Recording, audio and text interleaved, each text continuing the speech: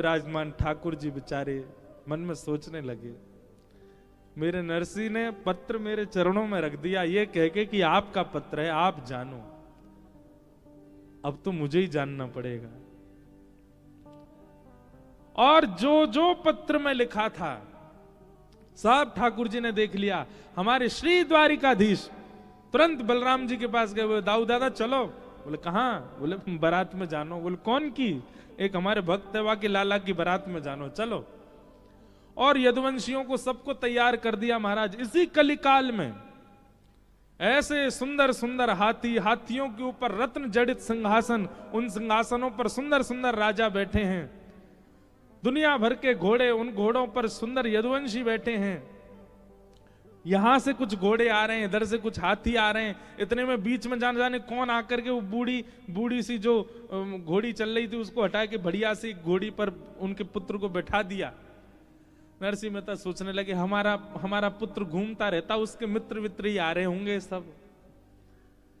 देखते देखते नरसिंह मेहता को क्या पता, वो तो कीर्तन करते हुए चल रहे थे।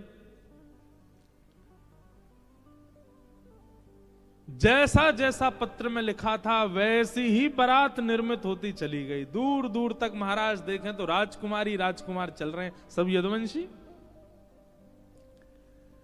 वो सेठ जी जिनकी पुत्री से ब्याह होना था, उनसे किसी ने जाके कहा, बोले नरसिंह मेहता के पुत्र की बारात आ रही है। बोले यहां से नहीं दिखेगी, किसी पहाड़ी पे ऊपर चढ़ के चोटी पे से देखनी पड़ेगी, इतनी विशाल बारात है। बारात जाकर के देखी महाराज, ऐसे ऐसे हाथी, ऐसे सुंदर उनके दांत, ऐसे सुंदर घोड़े, ऐसे सुंदर राजकुमार। और उस बारात में सबसे आगे जब देखा तो नरसिंह मेहता का पुत्र एक घोड़ी पर बैठ करके चल रहा है, और एक तरफ साक्षात श्री बलराम जी और दूसरी तरफ श्री द्वारिकाधीश नृत्य करते हुए बारात लेकर के जा रहे हैं। क्यों?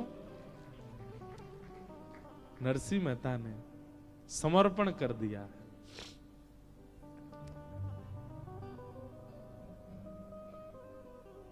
ठाकुर जी के मन को समझो, ये कथाओं के द्वारा क्या करना है, ठाकुर जी के व्यवहार को, ठाकुर जी के मन को, ठाकुर जी की स्थिति को समझ लो और वैसे बन जाओ।